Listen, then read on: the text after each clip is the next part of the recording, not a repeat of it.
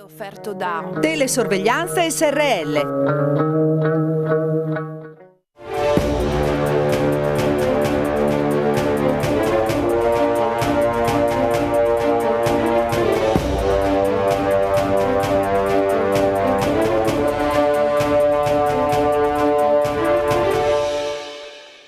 Buonasera e ben ritrovati a Friuli Economy. Questa sera parleremo di sicurezza per i cittadini, per le famiglie e anche per le imprese in Friuli Venezia Giulia. Lo faremo con tre ospiti di tre aziende differenti che andiamo subito a presentare, dettagliando anche poi le tipologie di servizi che erogano a cittadini e imprese. Allora abbiamo qua per la prima volta a Friuli Economy Daniele Zorzi, che è il titolare del Corpo Vigili Notturni. Buonasera, Buonasera. Zorzi. Buonasera. Ecco, se può un po' spiegare che genere di servizi erogate. Dunque, gli istituti di vigilanza lavorano sulla base di una licenza prefettizia che viene rilasciata, lo dice la parola stessa, dalla prefettura stessa. E tutti questi servizi sono regolamentati e normati da un regolamento interno che è approvato dalla questura.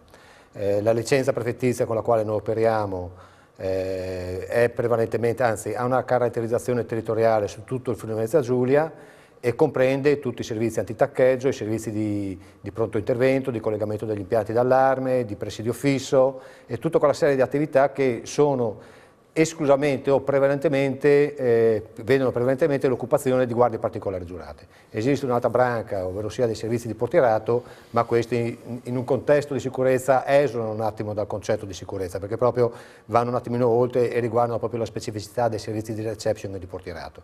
Per quanto riguarda l'attività invece svolta dagli istituti di vigilanza, questi sono servizi, come dicevo prima, che sono normati, precisi e riguardano esclusivamente la sicurezza non solo effettiva ma anche la sicurezza sussidiaria. Ecco, Luca Bernardini di Spy Italy, benvenuto, buonasera, la prima volta qui a Friuli Economy, buonasera. Ecco, che cosa realizza Spy Italy come servizi o come anche prodotti per i cittadini o per le imprese che si rivolgono a voi? Noi siamo nati come importatori e distributori di sistemi e apparecchiature investigative. E sono orientate sia al professionista, quindi all'investigatore e alle forze dell'ordine, e sia a prodotti di libera vendita per il privato.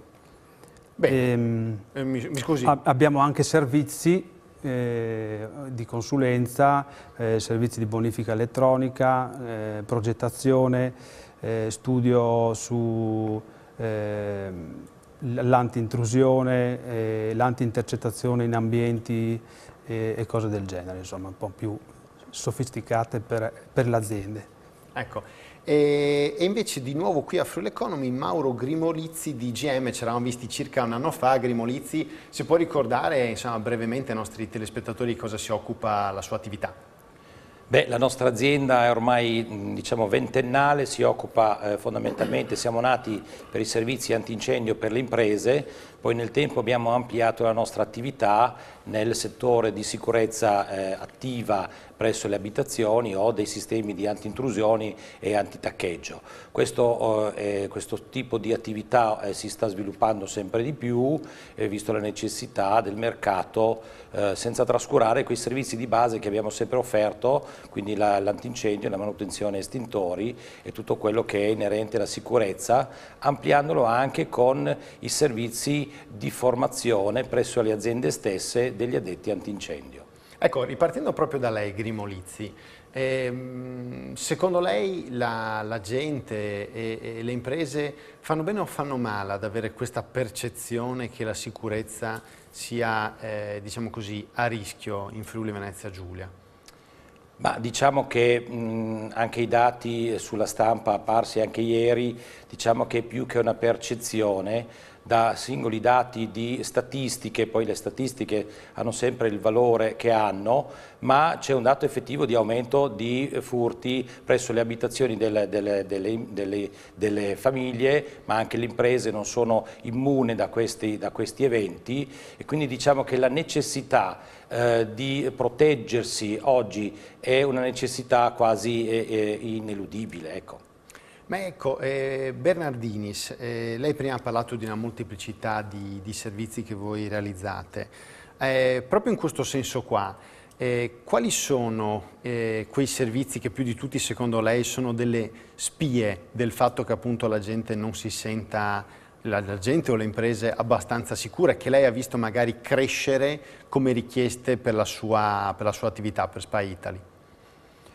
Ma nel mio caso più che altro la questione della sicurezza delle informazioni, quindi aziende che hanno la percezione di essere spiate sia in modo digitale, quindi tramite la rete, e sia tramite altri apparecchi che possono essere utilizzati magari negli ambienti in cui si lavora. Quindi dice che magari i concorrenti possono cercare di carpire delle informazioni, tipo anche col furto su commissione, oppure ci sono cose ancora più evolute? Sì, ci sono cose più evolute, perché adesso sappiamo bene cosa si può fare tramite internet, e quindi c'è tutta una serie di protezioni che uno dovrebbe attuare per evitare di perdere dati dell'azienda, progetti e tutto quello che insomma è il patrimonio aziendale. Sì. Ecco, ma Zorzi, lei che ha sicuramente un'esperienza anche importante, di lunga durata col Corpo Vigili Notturni, che impressione, che sensazione ha lei riguardo alle paure della gente e delle imprese in questo momento? Cioè, secondo lei sono ben fondate oppure in realtà il Friuli Venezia Giulia è un luogo sicuro dove vivere, dove fare impresa? Allora, la situazione della sicurezza in Friuli Venezia Giulia è cambiata notevolmente negli ultimi anni. Io lavoro nella vigilanza dal 2001 come amministratore di questa società e devo dire che la percezione è cambiata anche in funzione agli eventi che hanno avuto accadimenti anche pesanti nella nostra regione. Tipo quali? Ma se pensiamo a tutti i furti, a tutti gli atti vandalici che sono percorsi negli ultimi decenni, facciamo riferimento a tutta quella serie di eventi, anche non denunciati se vogliamo alle forze dell'ordine, che hanno finito inevitabilmente per procurare danni sostanziali all'azienda, ai privati, ai cittadini, a tutti quanti, ma che solamente nell'ultimo periodo la gente ha cominciato un pochino ad avere un approccio diverso verso questo problema, perché considerate che fino a qualche anno fa si è sempre considerato il Friuli come una terra tranquilla, una terra dove tutto sommato il problema della delinquenza era poco sentito. Oggi invece c'è una percezione completamente diversa, ma gli stessi eventi, allora, fino a qualche anno fa tutti gli elementi portavano ad una denuncia.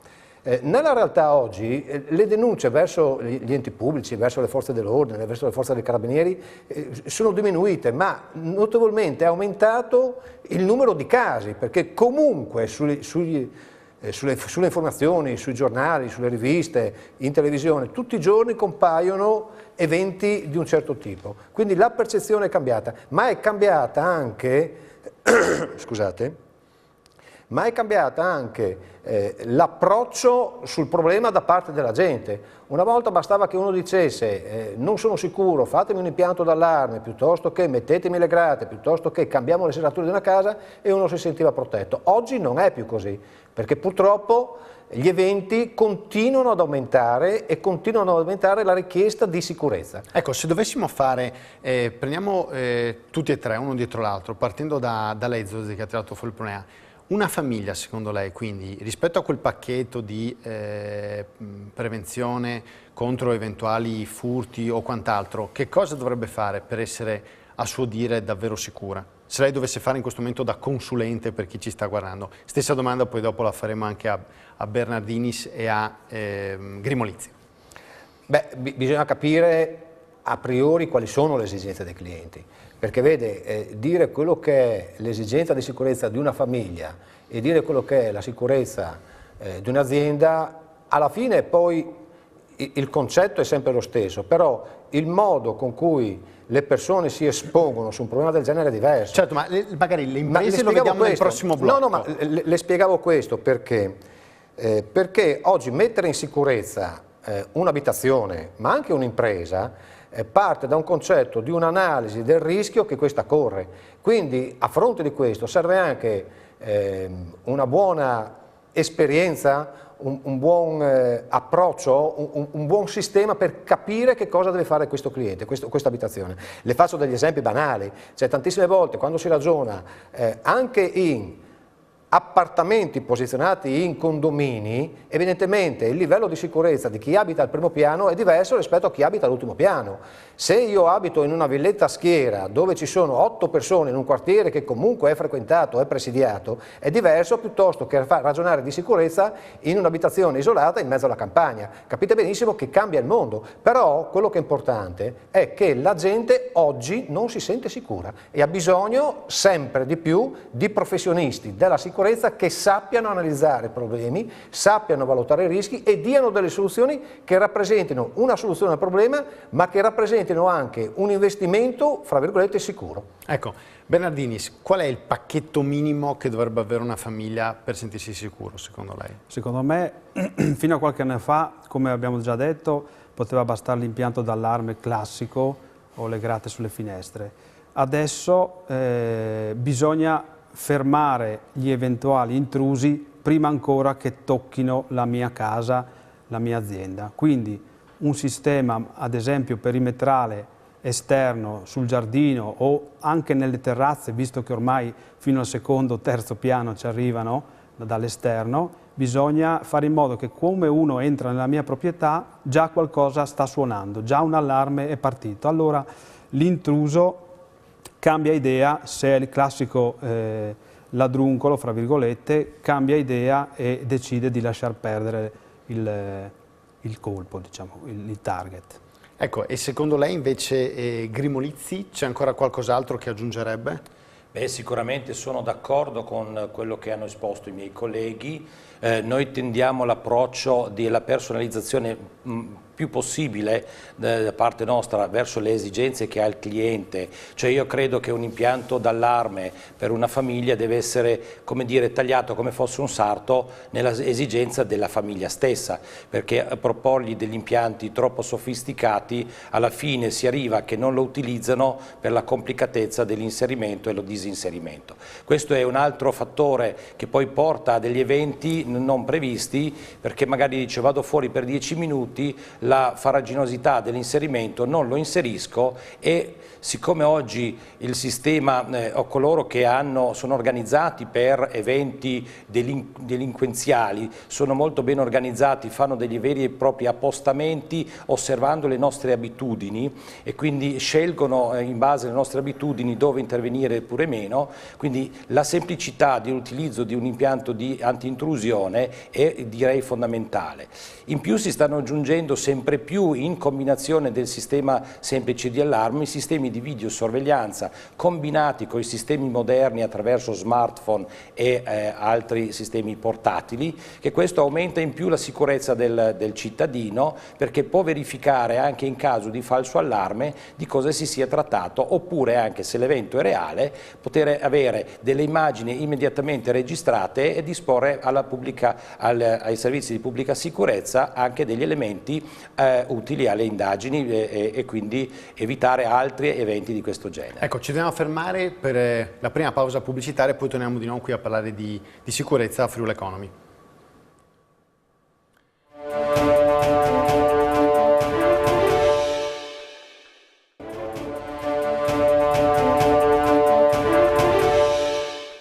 Abbiamo fatto una ricognizione sulla sicurezza per le famiglie, vediamo invece quella delle imprese, venendo anche un po' a seguire quello che è il titolo della trasmissione di questa sera.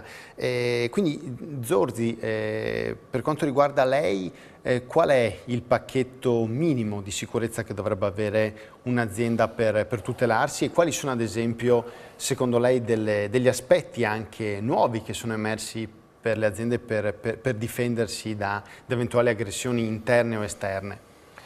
Ma qui secondo me dobbiamo dividere a metà in due tronconi quando parliamo di sicurezza nelle aziende, perché partiamo sempre comunque da un'idea che è quella della sicurezza a 360 gradi, però nella realtà abbiamo una suddivisione netta fra quando le aziende sono aperte al pubblico e quando le aziende sono chiuse. Ovvero, io faccio ad esempio la catena della grande distribuzione, che cosa ti dice, che cosa fa? Ti dice: io di giorno sono io operativo e di che cosa ho paura? Ho paura delle rapine, oppure che mi vengono a fare i furti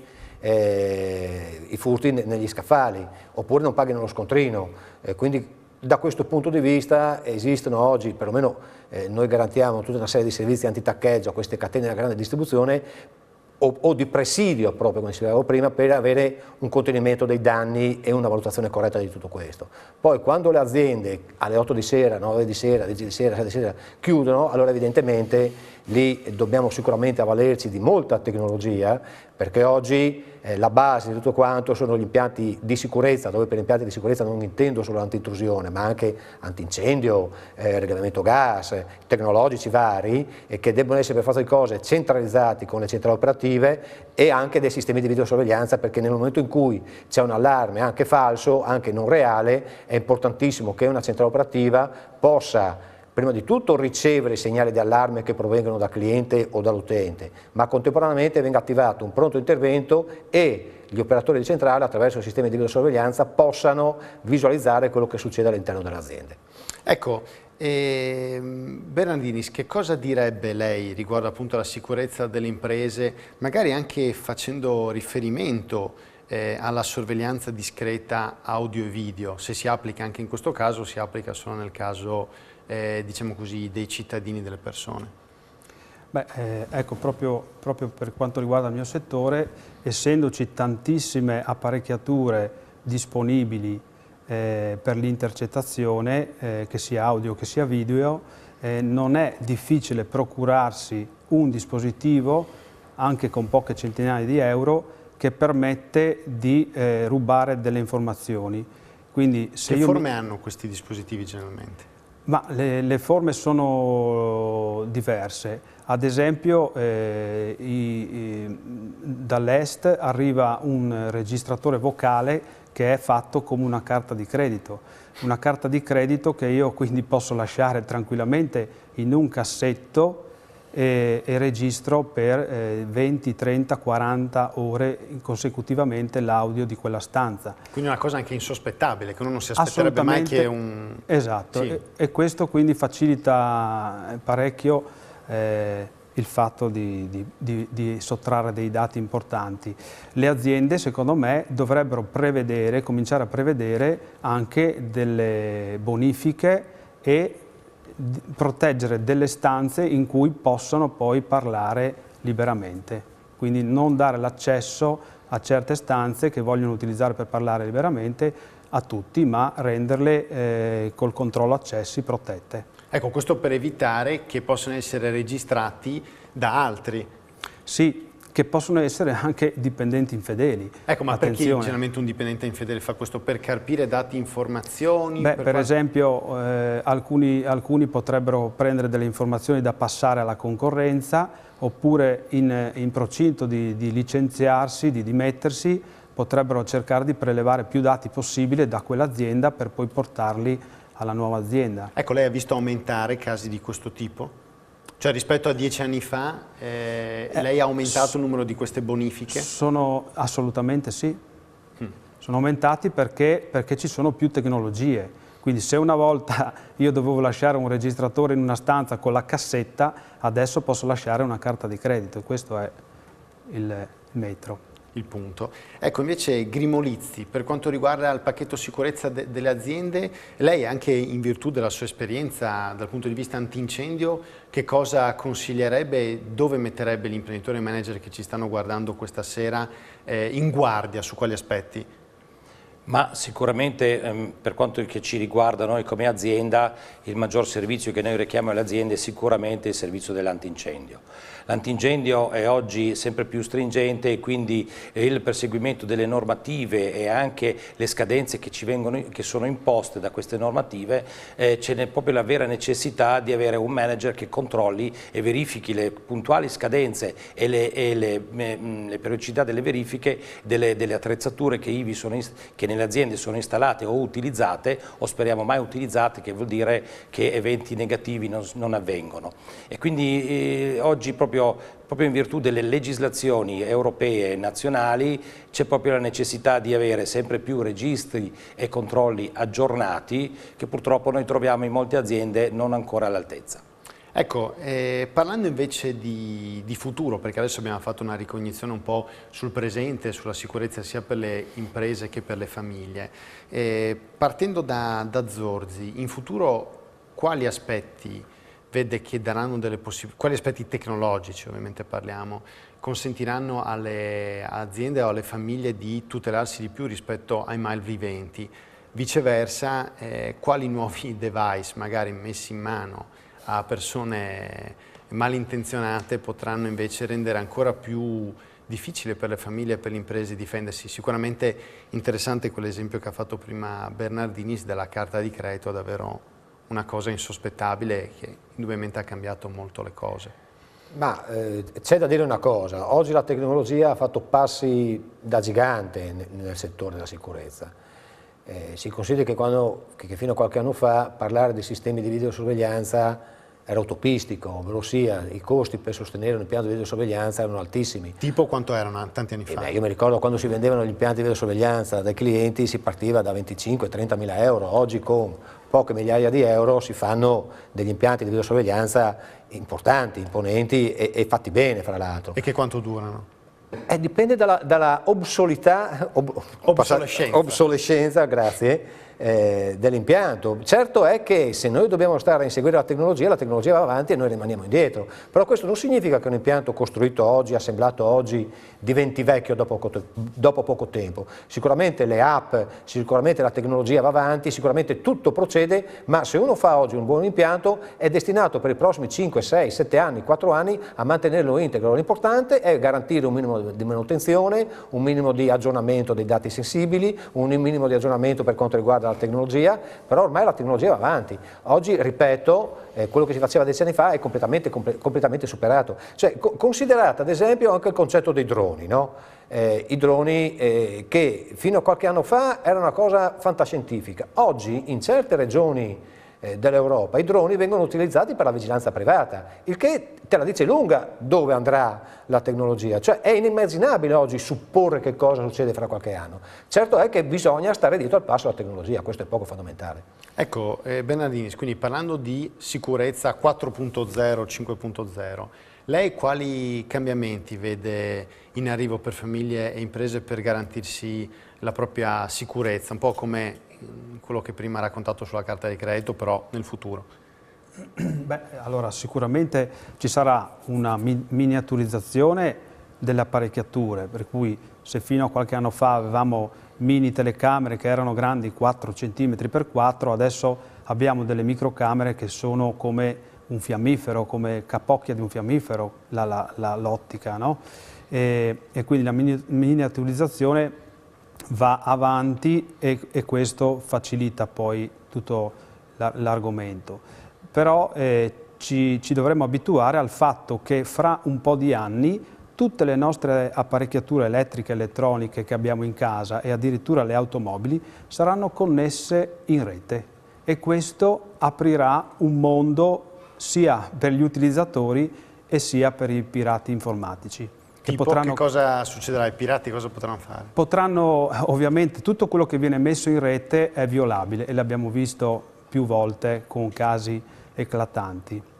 Quindi se noi mettiamo in rete i nostri strumenti elettronici, un hacker potrebbe prendere possesso, entrare nella rete e comandarli, comandare il mio impianto video, comandare il mio impianto di allarme e inibirlo.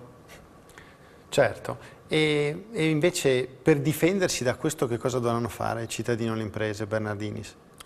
Per difendersi questo sarà il problema del futuro, perché prima c'è la conversione degli impianti e delle abitudini e poi bisognerà studiare appunto, delle contromosse. Sì, esatto.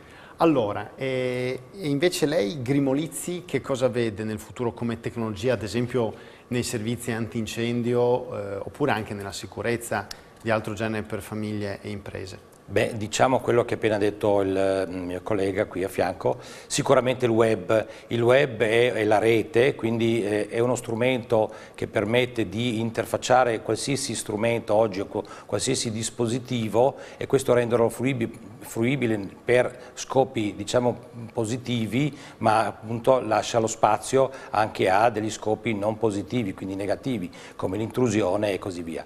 Nell'ambito dell'antincendio questo ci permette di remotizzare delle centraline senza grandi cablaggi e quindi infrastrutture di reti aggiuntive, che la rete esiste già. Bene, ci fermiamo per l'ultima pausa pubblicitaria e poi torniamo di nuovo qui a Friuli Economy a parlare di sicurezza per imprese e per le famiglie.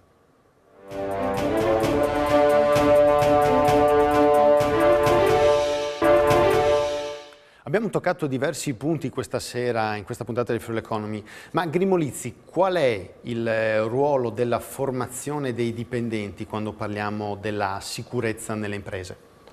Beh, la formazione è sempre il fattore umano, che è quello meno prevedibile rispetto ai dispositivi automatici, quindi avere la consuetudine di intervenire in caso di necessità e di emergenza è un aspetto fondamentale della vita di un'impresa, ma anche della vita all'interno di una famiglia, quindi sapere come operare e intervenire. Chiaramente la formazione è più specifico dell'impresa, quindi anche l'intervento in caso di un evento diciamo non previsto, come un incendio, il sapere utilizzare l'estintore in modo corretto, sapere intervenire in caso di infortunio di un collega, questo è un aspetto fondamentale per quanto riguarda l'insicurezza intrinseca delle aziende stesse. Ecco, ma voi erogate anche questa formazione? Noi facciamo presso le aziende le formazioni per quanto riguarda l'antincendio, anche con aspetti di prove pratiche, proprio per dare il servizio a 360 gradi alle aziende che si possono rivolgere alla nostra azienda senza nessun problema. Ecco, Bernardinis invece, lei appunto gestisce questa azienda Spy Italy, ma ci tolga una curiosità, quali sono le tecnologie, gli impianti che più diffusamente i cittadini del Friuli Venezia Giulia vengono ad acquistare da lei e per quali finalità? Beh, allora sicuramente l'apparecchio che viene più richiesto è il registratore vocale, quindi gli apparecchi che servono appunto a registrare l'ambiente. E di solito vengono chiesti per risolvere dei problemi, quindi potrebbero essere problemi sul posto di lavoro, per mobbing o per registrare dei contratti verbali. Altre apparecchiature, insomma, poi si va sul campo della videosorveglianza, e questo è più da parte degli investigatori che magari hanno la richiesta da parte dei loro clienti per l'infedeltà dei dipendenti che magari sottraggono del denaro sul posto di lavoro e quindi facendo delle piccole installazioni risolvono il problema dell'ammanco. Ecco, invece Zorzi, lei è amministratore del Corpo Vigili Notturni, ma qual è il futuro degli istituti di vigilanza? Ma sul futuro degli istituti di vigilanza, in tutta sincerità, io credo che conterà tantissimo la professionalità delle guardie, per cui mi ricollego a quanto diceva il collega, corsi di formazione sempre più performanti. Considerate che il DM 269 del 2010, che è quello della polizia sussidiaria, di cui si parlava anche prima, prevede tante cose e per cui la professionalità viene misurata anche in funzione dei corsi di formazione che vengono fatti alle guardie stesse. Se fate caso, ad esempio negli aeroporti, ma anche nei porti, i servizi di sicurezza vengono sempre più affidati a questo genere di figura professionale. Quindi aumentare la professionalità significherà sicuramente avere un buon vantaggio nei confronti dei competitor, ma anche una risposta al mercato. La seconda cosa fondamentale riguarderà sempre di più gli investimenti fatti in tecnologia, ma sempre di più sulla specificità dei servizi, perché dicevo prima gli istituti di vigilanza fanno tantissime cose, alle volte vengono anche confuse con le forze dell'ordine, ma in realtà il futuro riguarda proprio la specificità in ogni singolo ruolo e questo sarà proprio secondo me il futuro di tutto. Bene, Io ringrazio i tre ospiti che ho avuto questa sera, appunto Zorzi, Bernardinis e Grimolizzi. Ringrazio Gian Domenico Ricci e Pierangelo Buttazzoni per la collaborazione alla regia di questa puntata di Friuli Economy e adesso lancio la rubrica Friuli Lavoro, sempre in collaborazione con MAV. Assieme al collega Paolo Bassi siamo andati nell'azienda Chemira di San Giorgio di Nogaro, assieme anche a Iara Cantarutti di MAV e al dottor Tapparelli, che appunto è il responsabile dello stabilimento. Vediamo questa interessante puntata che pone un focus sul settore dell'economia nella Bassa Friulana e sui fabbisogni occupazionali di questa interessante azienda che opera appunto a San Giorgio di Nogaro. La rubrica Friuli Lavoro è offerta da MAV, Men at Work.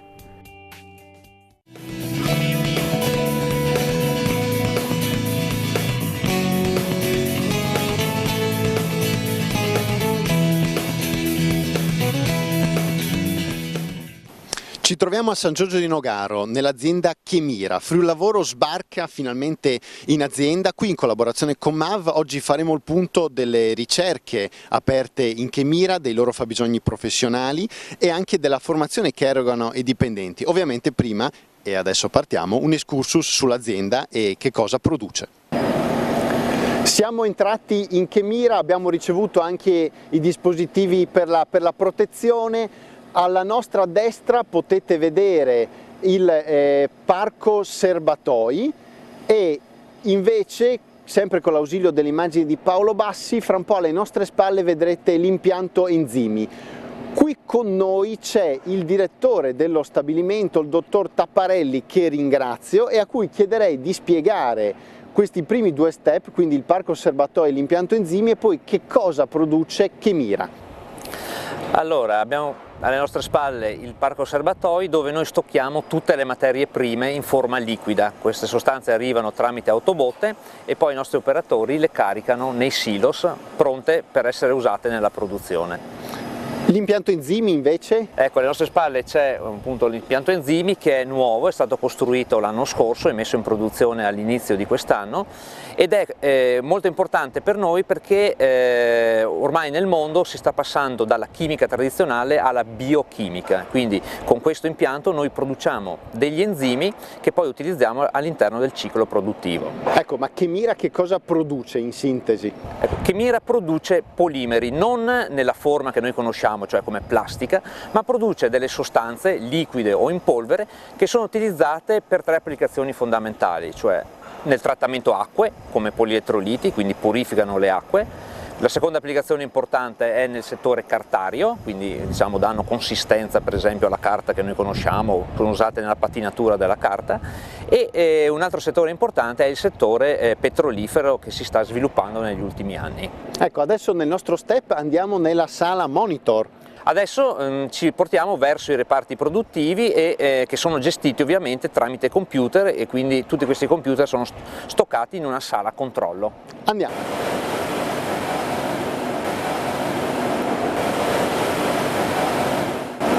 Eccoci arrivati nella sala monitor, sempre in compagnia del direttore dello stabilimento Tapparelli. Tapparelli, qui in Chemira, a San Giorgio di Nogaro, quanti dipendenti avete e quali sono le tipologie professionali che avete nei vostri colleghi? Allora, qui a San Giorgio lavorano attualmente circa 120 persone, la maggior parte in produzione, e le figure professionali che normalmente sono impiegate sono di tipo tecnico, quindi in produzione, come vedete qui in sala monitor, sala controllo, abbiamo periti chimici, è chiaro che in manutenzione per esempio abbiamo periti meccanici, poi ovviamente negli uffici tecnici ci sono ingegneri e laureati in chimica, nell'ambito poi dei laboratori di qualità e controllo abbiamo anche in questo caso diciamo, persone che sono provenienti dagli istituti professionali di chimica. Ecco, è molto importante questa parte dei laboratori e della parte di ricerca, e adesso è dove proprio stiamo per andare, e quindi ci vediamo fra pochissimo.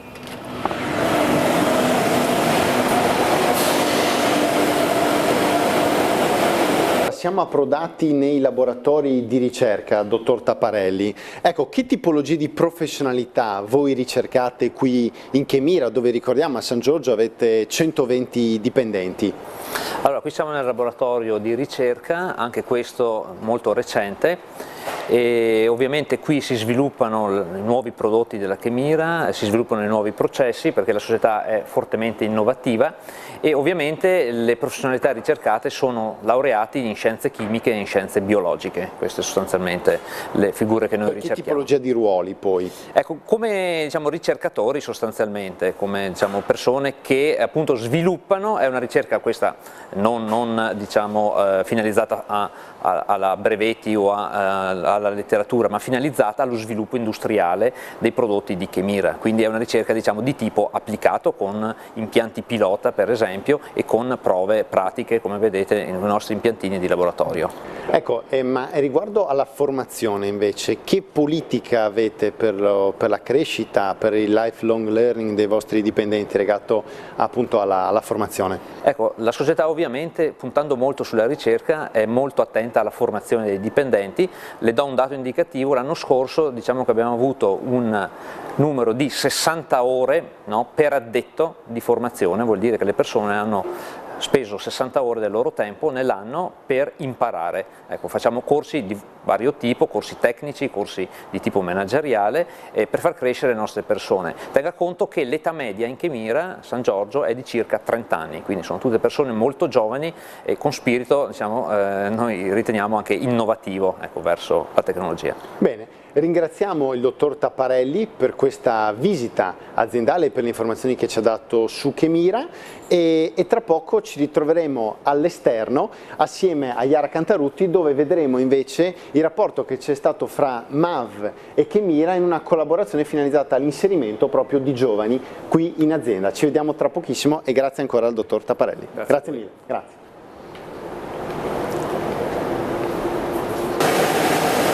Dal laboratorio di ricerca ci muoviamo esternamente qui nello stabilimento sempre di Chemira. Siamo in compagnia di Iara Cantarutti, buongiorno, di MAV.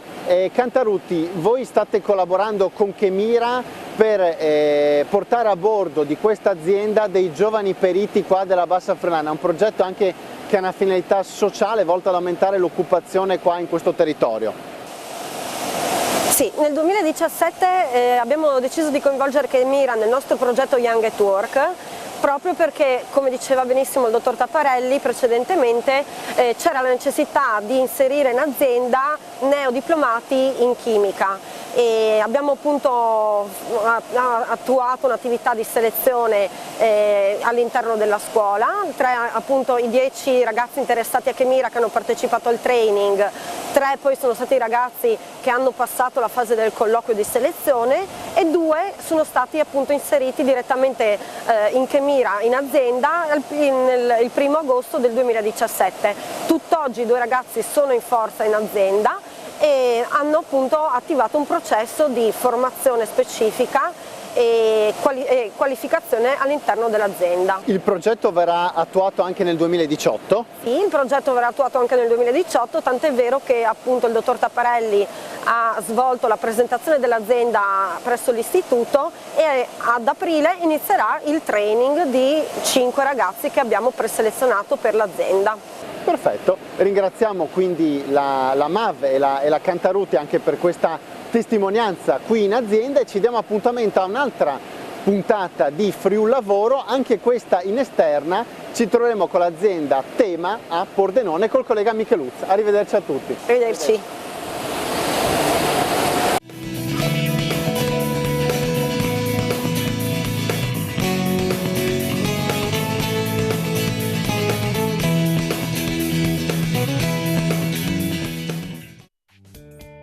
La rubrica Friul Lavoro è stata offerta da MAV, Men at Work.